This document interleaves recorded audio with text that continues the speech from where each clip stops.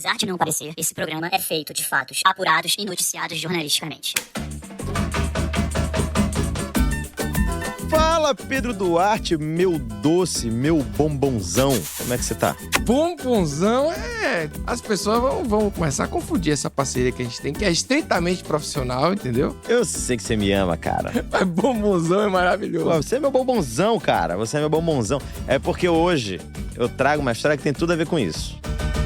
Estamos mais uma vez, Pedro, no Brasil do iniciozinho dos anos 90.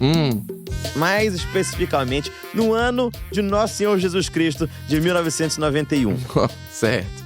A gente tinha acabado de sair da ditadura e estava entrando nesse mundo maravilhoso do hipercapitalismo global, conectado. A época dos IUPs, Sim. né, que era uma geração de jovens ali que eram montados na grana, viviam uma vida estilosa, né? Essa geração anos 90 tão marcante. Rapaz, nessa época aí você investia em telefone fixo. Era um negócio inacreditável pra você pensar hoje em dia, sabia? E ganhava dinheiro. A linha era uma commodity. Quem viveu, viveu aí. E no mundo, o Muro de Berlim tinha caído, a União Soviética Sim. estava desfeita. Vários momentos históricos. Sim, o nosso presidente aqui no Brasil era ninguém mais, ninguém menos que Fernando Afonso Collor de Mello, que chegou prometendo uma bala de prata contra a inflação, este dragão que assolava nossos pais. Foi. Né? Sim. E a galera ficava pensando, agora tudo vai ficar bem. A bala de prata. Eu não sabia que tinha Afonso no nome de Fernando Collor, não. Cara, Fernando Afonso Collor de Mello. Então, nosso caso de hoje é uma batidinha de paranoia, cheio de resquícios de ditadura, espessante burocrático, glutamato de boato e o ingrediente secreto, que é a brasileirice. Hoje, Pedro, nós vamos falar de terríveis complôs com o objetivo de dominar a mente da nossa juventude. Olha aí. E além disso, nós temos mafiosos holandeses, Badam Palhares e Leonel Brizola contra as Cáries. Aí me surpreendeu. É um absurdo isso. Lá vem. Eu sou Pedro Duarte, seu copiloto nesta caravana rumo à interdição judicial. Eu sou o Vitor Camejo e sim, senhor, os algoritmos trouxeram você até aqui porque eles ouvem os seus áudios do Zap. Cuidado com esse robô aspirador aí. Não confia, porque eles vão dominar o mundo. Eu acho. Bem-vindos a mais um Só no Brasil, da Wondery.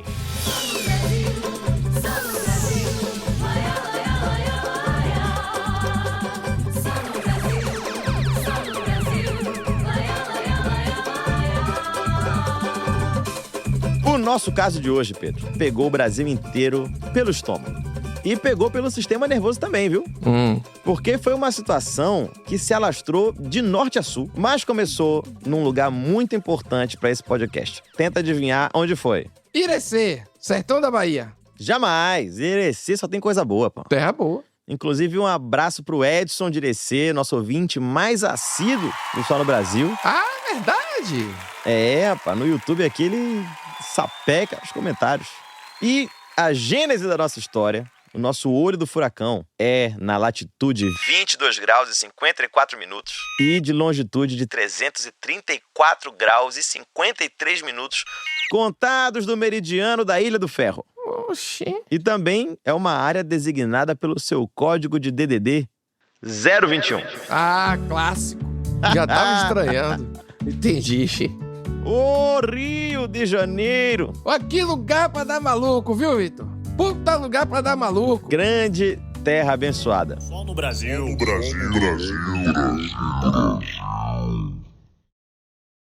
Pedro, lá pra setembro de 1991, no bairro da Tijuca, zona norte do Rio de Janeiro, estavam lá 11 crianças do colégio Coelho de Almeida. E elas passaram mal ao mesmo tempo. Vixe.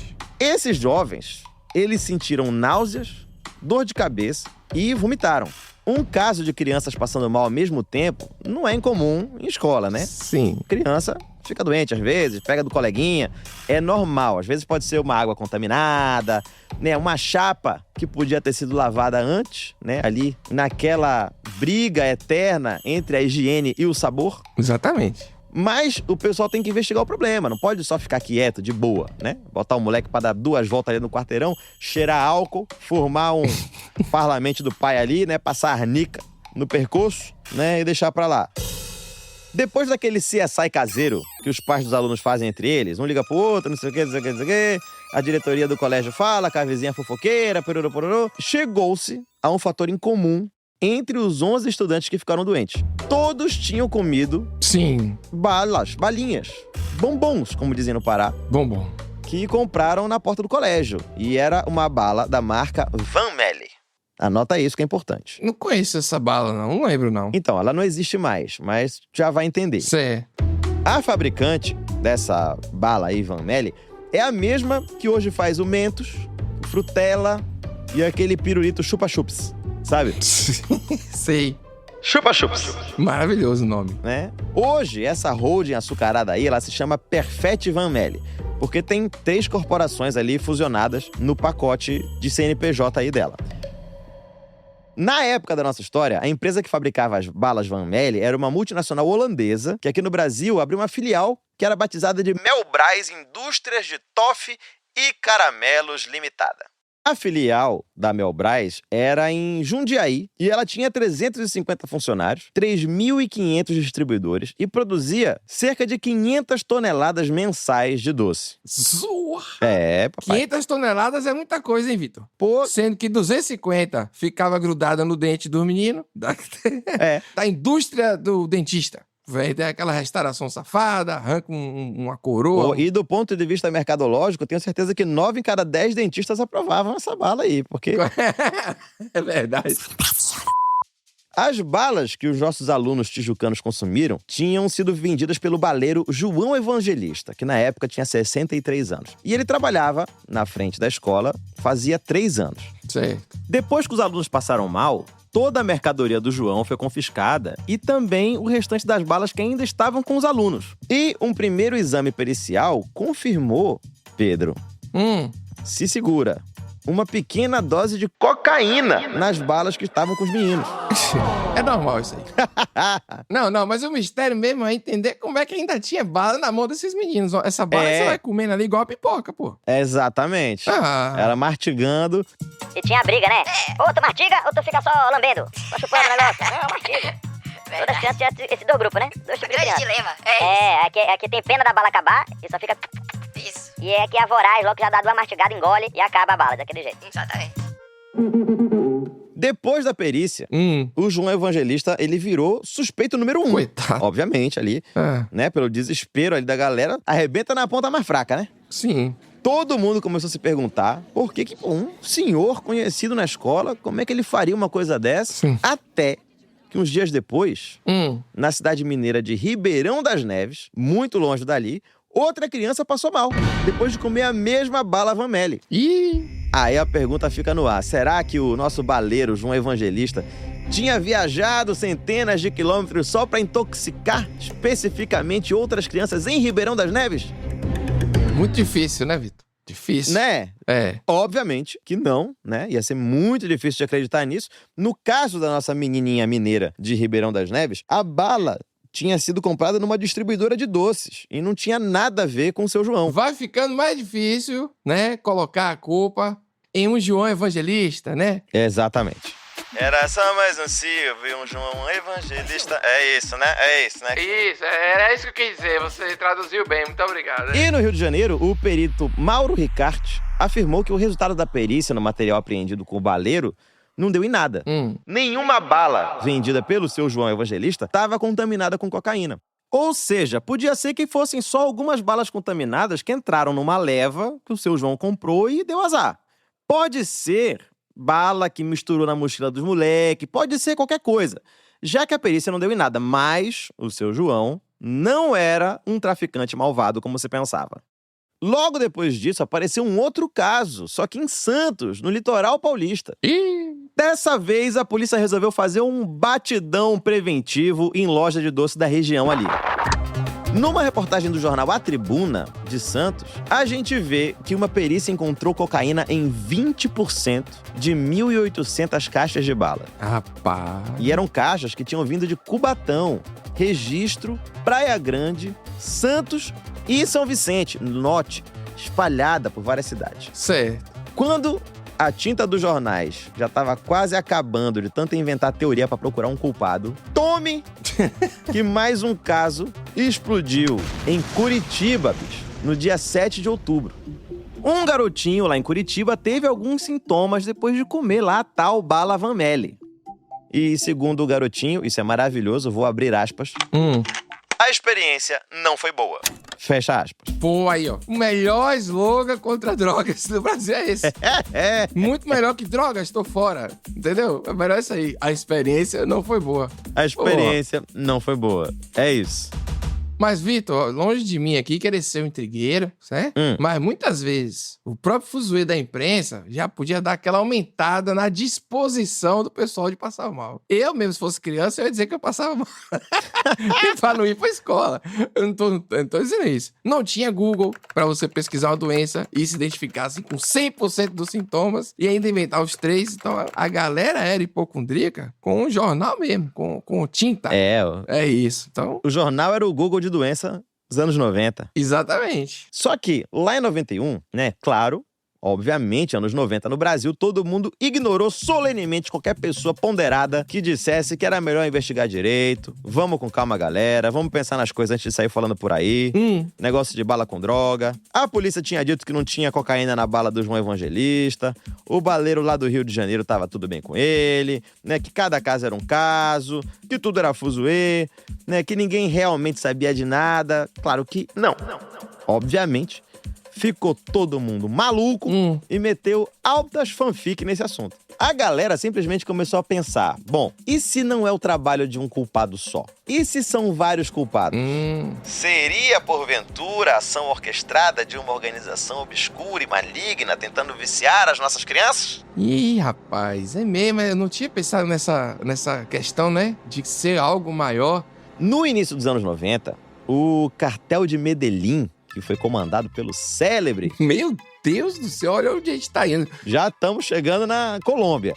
É isso que o povo quer, Vitor, entendeu? É a história que a gente vem aqui, balinha, e do nada, Pablo Escobar. Entendeu? É isso, eu tô muito feliz com o tema de hoje. O cartel de Medellín, ele era citado em tudo quanto era jornal, quase todo dia. Nosso Pablito... Pablito Escobar, ele já fazia parte da lista de bilionários da Forbes nessa época, né? O volume de exportação de cocaína nos anos 90, nessa época, era imenso. Meu Deus. Junta tudo isso com o sensacionalismo da TV e a gente tem uma impressão que a cocaína era onipresente na vida das pessoas. Sim. Ela podia estar em qualquer lugar. Ela podia ser transportada por qualquer pessoa, entrar em qualquer nariz, ou, no nosso caso do Brasil, em qualquer barriguinha. Rapaz, essas reportagens... Hein, Vitor? Você lembra que tem um povo inventando várias tecnologias e várias coisas malucas pra despachar droga? No avião, aí submarino, vai engomada na roupa, dentro da barriga, dentro de uma cápsula, dentro de bichinho que a pessoa comeu também, um bicho de pelúcia, e Deus sabe o que vai acontecer depois. É uma loucura isso aí. Loucura.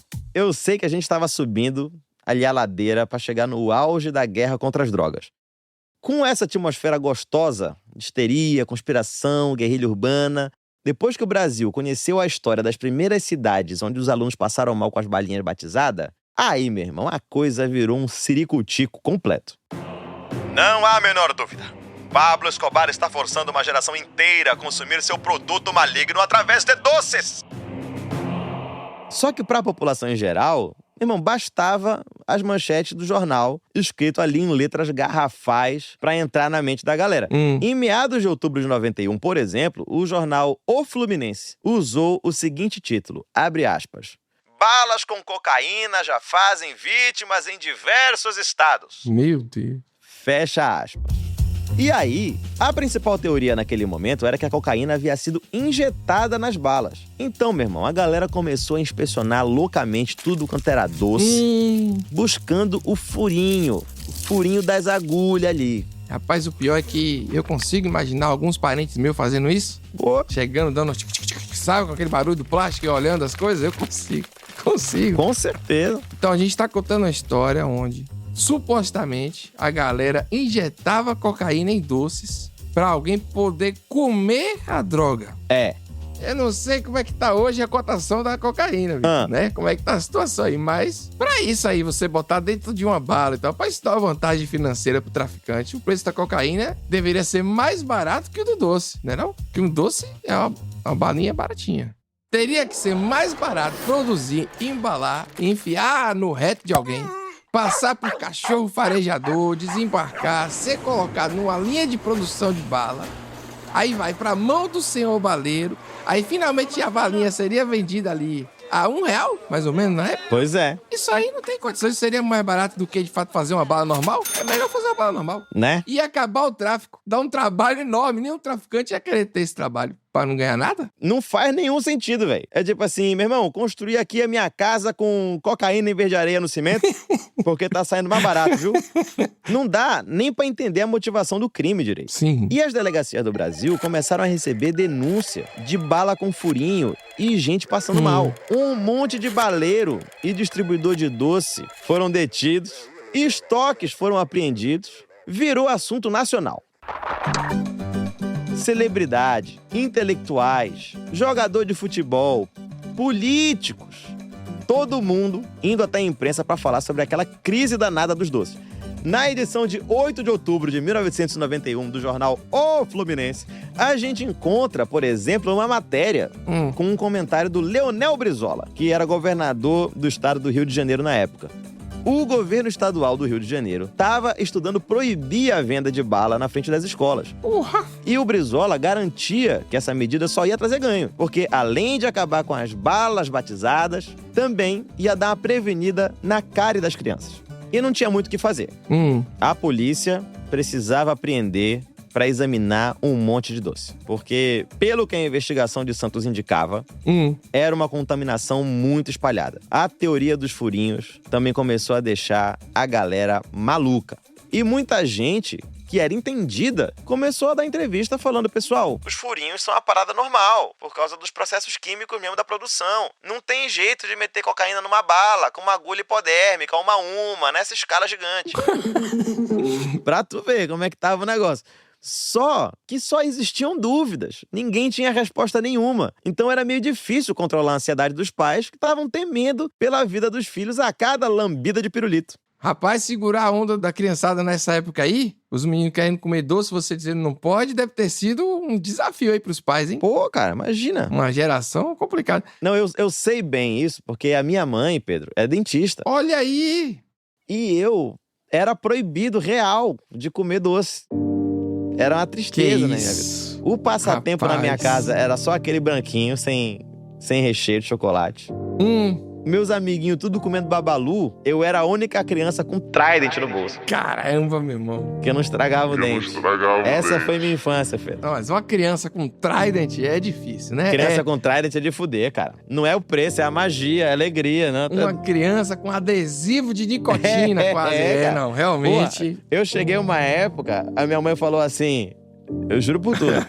Tá, vou te dar uma forra. E deixou eu pegar uma pastilha Valda. Meu Deus do céu, o que é? Juro. Paz. Ela era contra doce. Nesse momento, o Brasil está chorando com você, Vitor. Está chorando, cara. Eu quase virei o Willy Wonka, cara. A minha história é igual a do Willy Wonka. Tu vai ver, o cara pensou um negócio absurdo. É a minha vida. Tinha festinha da criança, aquele de bolão, com 4 dedos de glacê, que era puro açúcar, que chega, tu mastigava a espuma. A minha mãe raspava tudo, deixava um naked cake. E eu comendo o naked cake sozinha na festa, assim, as crianças... Era triste demais, velho. Que momento, talvez mais triste do que todo episódio, essa situação que você contou, eu não sei.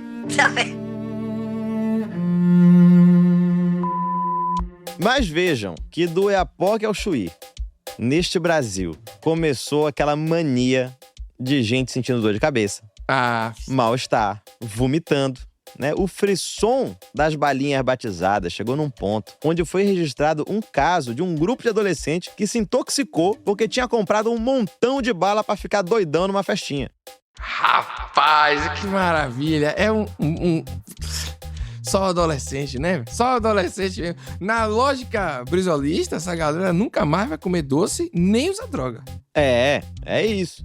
E para o delírio, a admiração e completo deleite deste podcast e de seus amantes, a Secretaria Municipal de Saúde do Rio de Janeiro, na época, criou o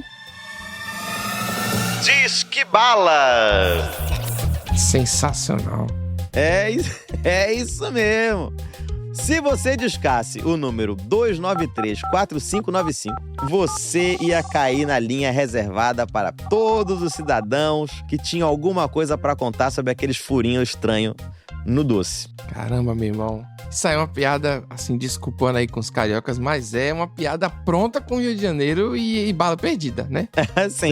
Todo dia alguém vai ligar, amigo, entrou uma bala aqui na minha casa, na minha geladeira. Olha aí. 38. E é de chocolate. E é né? de chocolate. Fora que parece uma coisinha meio fofa também, né? Parece que você vai ligar e o governo vai te dar um pacotinho de bala naquele momento meio triste. Uhum.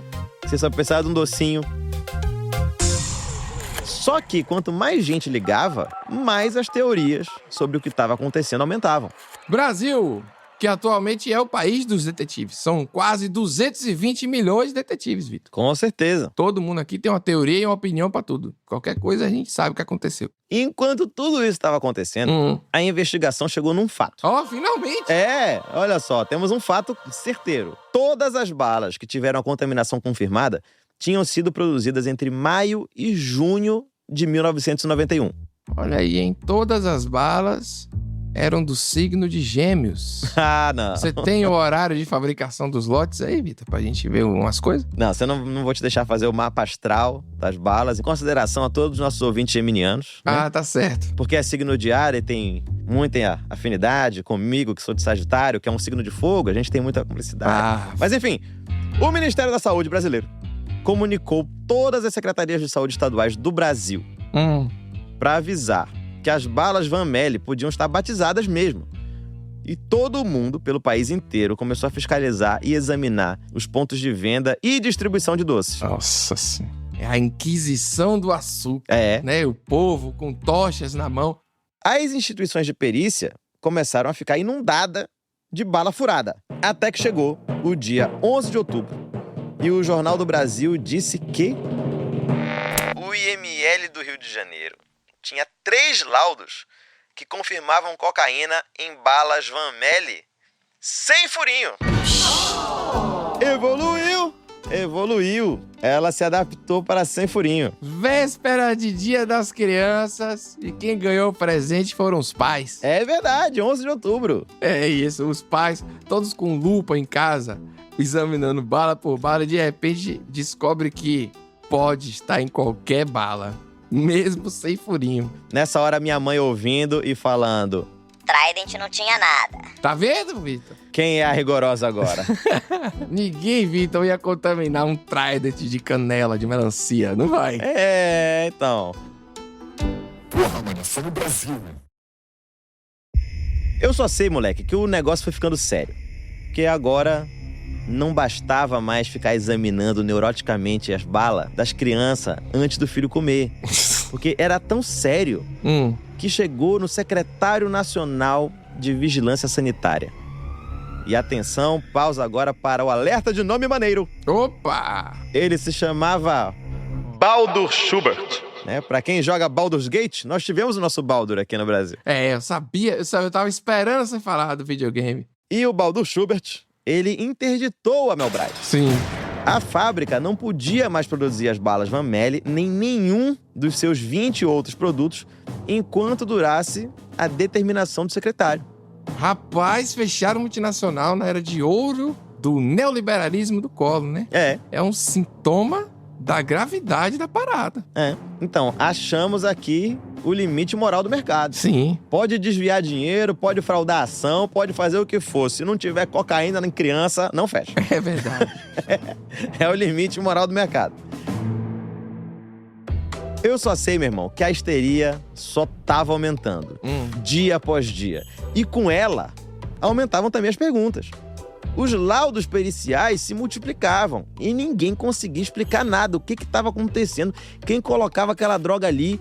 E agora, tanto as balas furadas como as não furadas podia estar contaminada. E aí, meu irmão, a investigação foi virada de cabeça para baixo. A teoria de que uma grande organização do mal estava por trás de tudo começou a ganhar força. Porque parecia que realmente era uma questão de sabotagem nas fábricas e nos depósitos da Melbras. Como as autoridades descobriram que a droga não tinha sido injetada, a hipótese de que a cocaína tivesse sido misturada com os ingredientes das balas durante a produção começou a ficar mais viável.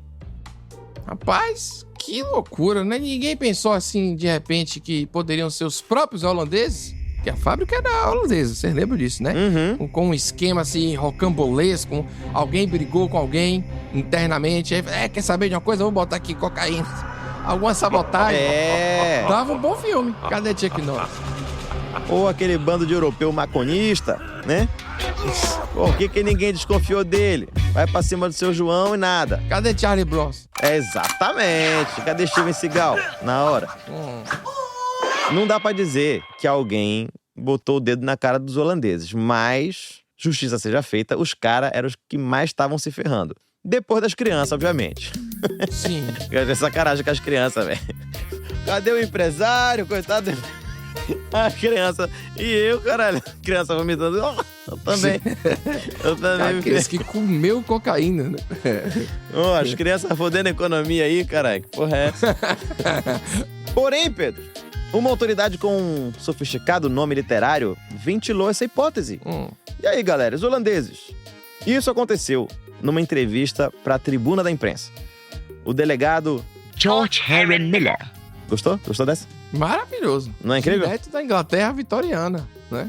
Pô, Downton Abbey, pô. Isso. Ele, o nosso George Henry Miller, Sim. chefiava um grupo da Polícia Civil de São Paulo que era especializado no combate ao tráfico de drogas e disse que tava de olho em todo mundo. Viu, seus holandeses? Com um nome desse, Vitor, a gente tem que falar que ele tem um bigode com a pontinha enrolada. Ah, certamente. Um colete xadrez, um cachimbo. Com certeza. E aí, Pedro, para o nosso Sherlock Holmes do Denark, todo mundo estava sob suspeita, né? Até porque podia ser um caso de vingança, né? Alguma treta lá na Holanda com cliente, com mafioso, com agiota, vendedor de tamanco de madeira, não sei. Alguma narrativa que começava lá na Europa e acabava em Jundiaí, né? Na fábrica da Mel Brás. Rapaz, do jeito que vai, essa história vai terminar com algum policial acendendo uma poderosa fonte de luz no alto de um prédio que gera a imagem de um morcego. Não sei o que aí aparece. Porque não tem fim E detalhe, a situação. a gente achando que Breaking Bad era inovador. Tá vendo? A gente tá quase chegando na trama de temporada avançada do Breaking Bad aqui no Brasil antes, hein? Brasil sendo precursor de mais uma tendência. Aí, ó. Eu só sei, meu irmão, que a galera não tinha nenhuma ideia, nenhuma pista. Essas balas estavam dando rolê no Brasil inteiro desde, sei lá, julho, pelo menos. Certo. Já estávamos em outubro e os caras tinham que pensar em tudo mesmo. Qualquer opção valia, Sim. até mafioso holandês. Pedro, lê pra gente o depoimento de um dos delegados do Denark na época.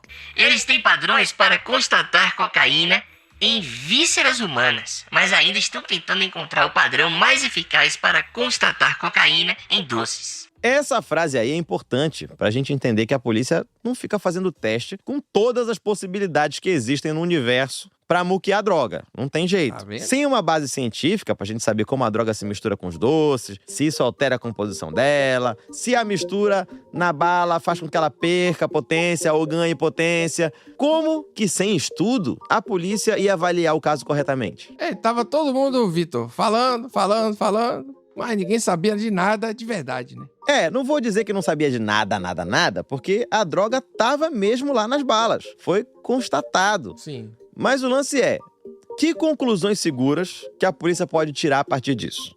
Já que não é a coisa mais lógica do mundo, você dá cocaína pras pessoas comerem, não devia ter nenhum outro caso aí pra comparar, né? Não tinha um precedente. Pois é. Tá difícil mesmo, tá difícil. Eu assumo aí que nesse jogo de detetive eu estaria perdendo. E por causa desses fatores aí meio inéditos da investigação, o processo acabou virando uma bateção de cabeça.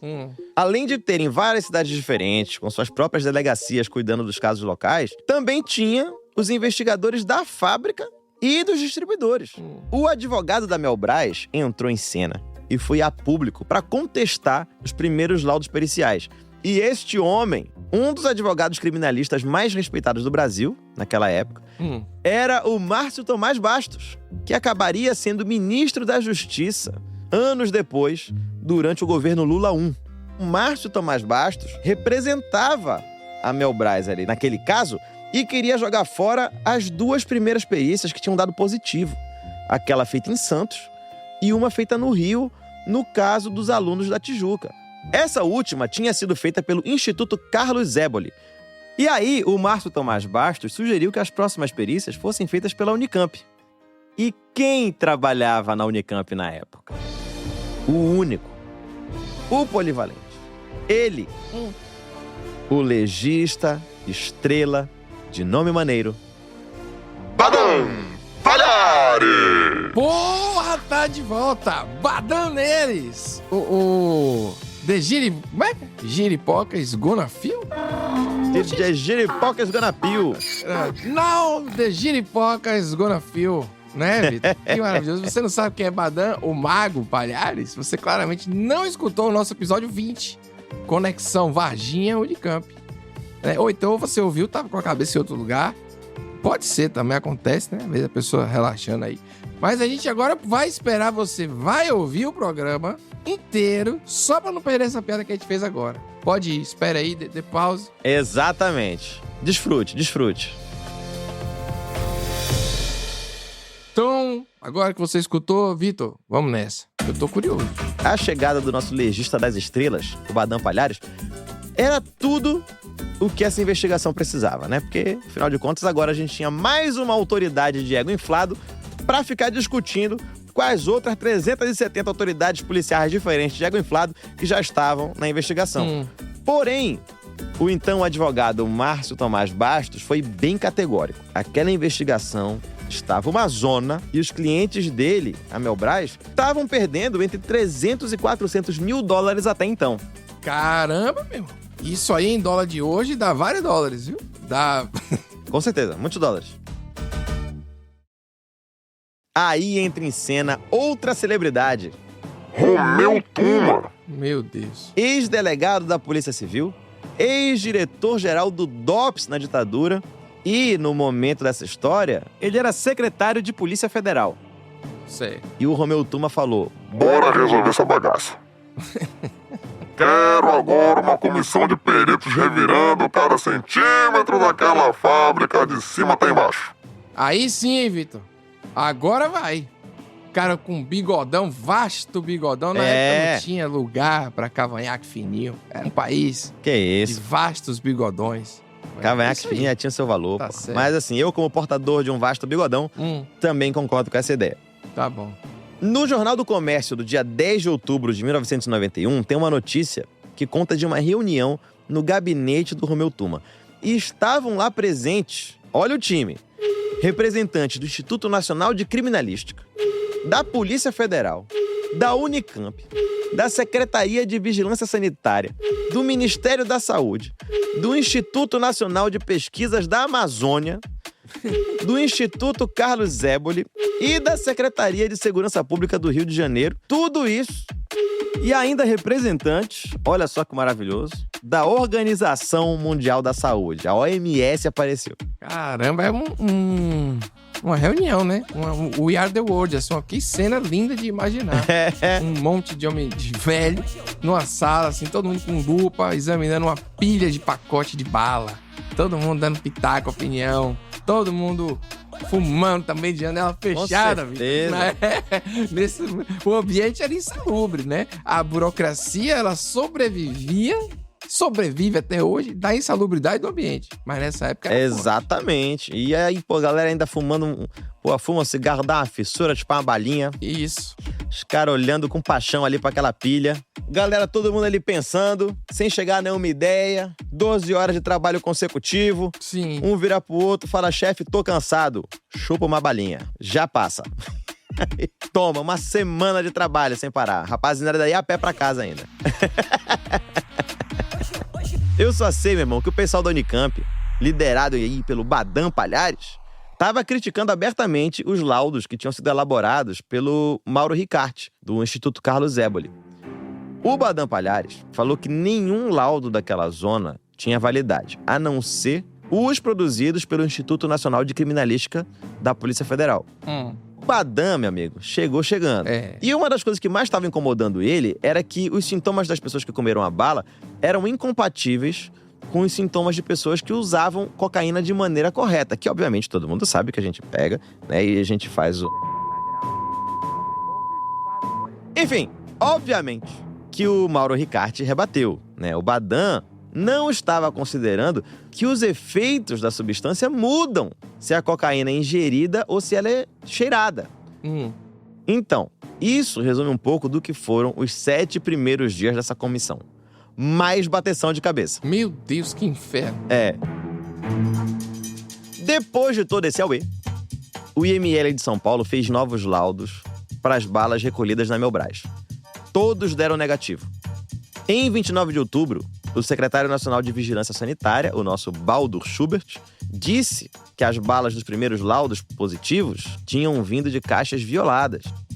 Então, agora, com os novos laudos do IML de São Paulo, a gente sabia que a contaminação não tinha sido na fábrica. Foi fora da Melbras. Então já é alguma coisa já, Vitor. Você quer mais o quê? Uma história dessa aí já tá bom. Já tá bom demais. Vocês estão querendo muita coisa. Meu irmão, só sei que a meninada já devia estar na fissura, porque a Melbras ficou 20 dias parada. Imagina o desespero. O Romeu Tuma terminou esse processo acreditando que isso era realmente obra de traficantes holandeses. Então, só faltou o Batman, porque todo mundo tá aí. Ele revelou que umas operações recentes da Polícia Federal com a polícia holandesa tinham pegado 4 carregamentos de droga saindo do Brasil em direção à Holanda. E esses caras que perderam a droga podiam estar buscando, sei lá, a vingança, ou confundiram os carregamentos, sei lá. Tudo teoria, obviamente. Mas o que importa aqui é que ninguém nunca chegou no culpado real. Eu achei, Vitor, que até descobriram bastante coisa. As circunstâncias não estavam muito a favor. Eu tô satisfeito, eu acho que a gente já pode ir pros créditos do programa. Vamos nessa. Calma, rapaz. Vamos em frente. Só no Brasil, a produção? Não, só no Brasil nada. Pera aí. Calma. Você não pede por esperar. Porque um jornal holandês deu um outro furo de reportagem que fez essa história girar, meu irmão. 970 graus num clique tripped half bomb carpado, olha, Chuck Noel. Sim. Quem batizou essas balas com cocaína permanece um mistério até hoje. Mas o jornal gringo jogou um caso de chantagem no meio de todo esse vucu-vucu. Harmen Lensik Não queria muito mais da vida, a não ser tomar o seu café da manhã gostoso, Olha aí. olhando para um moinho de vento pela sua janela, vestir suas jardineiras verdes e regar suas tulipas pela manhã. Depois, lhe apetecia andar de bicicleta para o trabalho. Provavelmente ao lado de um dique. Holandês que era, Harmen Lensik nunca tinha se preocupado com o trânsito. Nunca tinha se preocupado com crime ou convulsões sociais. Até que ele recebeu um telefonema no seu escritório. E Harmen foi transferido para a filial da sua empresa no Brasil. No longínquo país subtropical. Ele tomaria posse no cargo de diretor-geral da Melbras. Olha aí, vamos para uma aventura, né? Tirou a sorte grande. Tirou a sorte grande. Ramen vivendo experiências. E aí a galera falou, calma, pô, vai adorar lá, pô, é super lindo. Jundiaí é um lugar maravilhoso, idílico, pacato, Certo. exuberante, você não vai nem sentir falta dessa urbanização e seguridade social de Amsterdã. Jundiaí é biker friendly, é igualzinho Holanda. Na primeira fila de lotérica, Vitor, ou troca de existência de chuveiro, ele já esqueceu da Europa. Ele foi contaminado pelo vírus Brasil. Já era. Mas tava indo tudo bem. O Harmen Lensik até que tava se acostumando com um forrozinho, um pagodinho, aqueles barzinhos com a cadeira de plástico, cerveja de milho quente, né? Porém, um belo dia, a filial da empresa dele começa a ser acusada de viciar criancinhas inocentes em uma droga terrível, veja você. E, meu irmão, pra piorar, porque sempre pode piorar, policiais civis do Rio de Janeiro que entraram no caso, né, lá daqueles meninos tijucanos, lembra? Eles tentaram chantagear a Melbras.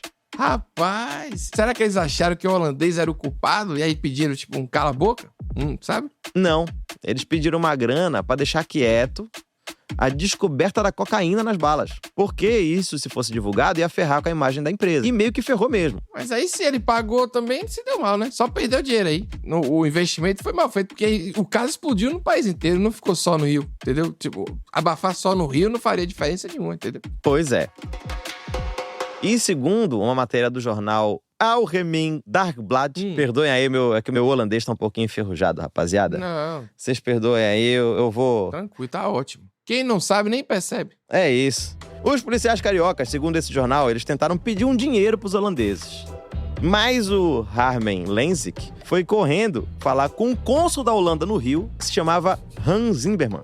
O Han, por sua vez, já fez aquela ligação, né? Bateu aquele fio pro escalão de cima. No caso, era o nosso bigode grosso, Romeu Tuma, que botou ordem na bagunça, ninguém pagou nada, Romeuzão chegou e resolveu a situação. Rapaz, como é que foi pra Holanda essa história, ao mesmo tempo de alguém ter o coligado com Romeu Tuma ali e tal? Harmen mandou muito bem, voltou a respirar tranquilo ali em Jundiaí. Calma, garotão, calma que aqui é Brasil, pô. Verdade. Calma. O pedido de propina não foi pra frente, né? O diretor da Melbras seguiu com a vida dele, pacífica, no interior de São Paulo, né? No meio daquela tempestade de chorume com cocaína em barriga de criança. Só que, um belo dia, com a investigação já em andamento, os policiais do DENARC de São Paulo bateram na porta da Melbras pra conversar com o pessoal. O Harmen, que obviamente devia estar meio assustado com esse rolê todo, achou que era ainda alguma coisa relacionada com o pedido de suborno. Pensou que talvez fosse um capanga vindo coletar dinheiro. Sim. Ou então era uma outra quadrilha de polícia corrupta tentando levar uma grana em cima da empresa. E aí ele chamou a polícia pra prender a polícia. Meu Deus do céu. Só que o pessoal do DENARC não tava lá pra pedir propina. Ele tava lá pra investigar mesmo. Rapaz, que é quase um filme de Trapalhões, né? Deixa eu adivinhar aí. Não deu em nada. Ah, Vitor, que maravilhoso, Vitor. O Brasil realmente, ele é um filme bastante criativo. A gente fica hoje em dia falando, os roteiristas do Brasil. Mas o roteirista do Brasil é muito bom desde que o Brasil existe, viu? Porque eu imagino que essa cena terminou com vários policiais diferentes, né? Se empanturrando de doces, dando gostosas gargalhadas. Você viu? Me ligou pra prender você. Ninguém foi preso. Nenhuma grana de droga foi apreendida. Segue o baba, segue o jogo. É isso, né? Ou era isso, ou os policiais se prendendo uns aos outros, igual uma matriosca de policial se prendendo, né? E isso não ia acontecer. Eu só sei que o saldo dessa confusão foi que a Melbras, de fato, descontinuou a bala Van Melle, que foi substituída pela bala Frutti, em fevereiro de 92. O rebrand fez né? Teve que mudar o nome aí e tal. É. Ai, só no Brasil mesmo.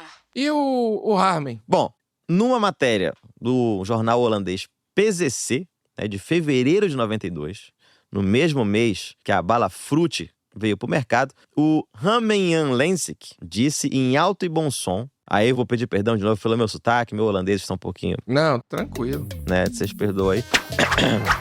Ondankale Van Melle in Brasile is and blijft. Ixi, aí humilhou, velho. Moleque, falou e disse. Pô, eu falei. Falou isso mesmo? Não é possível.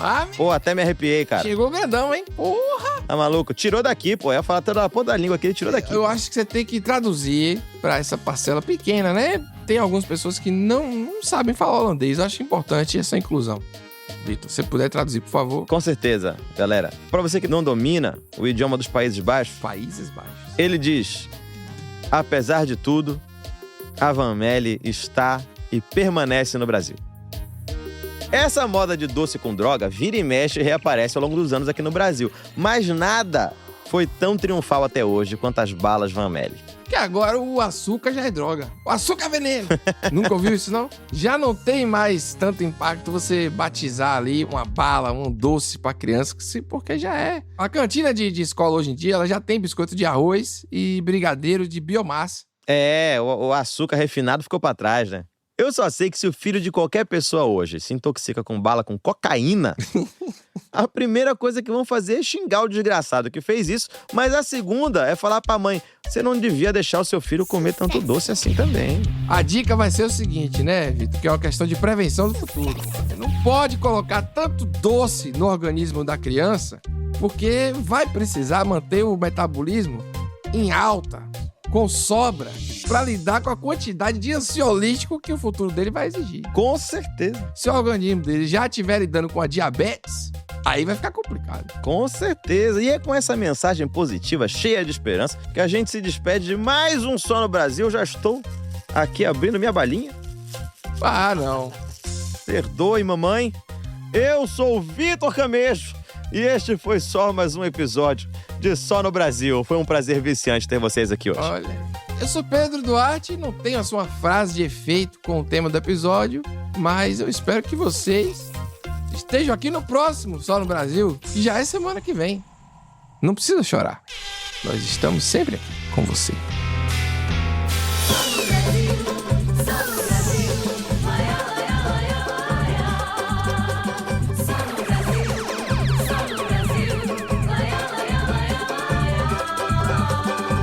Só no Brasil é um podcast da Wondery com produção da Pipoca Sound e apresentado por Pedro Duarte e Vitor Camejo. A direção é do Afonso Capelaro. A finalização de roteiro é do Afonso Capelaro, com comentários meus e do Pedro Duarte. O roteiro é do Daniel Castro. A pesquisa é da Sara Stopazoli. A edição de som é feita pela Bettina Calmon e Eduardo Keller. A música original, desenho de som e mixagem são da Bettina Calmon, do João Jabassi e do Luiz Rodrigues. As artes são feitas pelo Luiz Rondinelli. A checagem é da Thaís Mandarino. O clearance é do CQSFV Advogados. Pela Wondery, a produção executiva é de Fábio Silveira, Jéssica Redburn e Marshall Louie. A produtora associada é Giovanna Romano Sanches.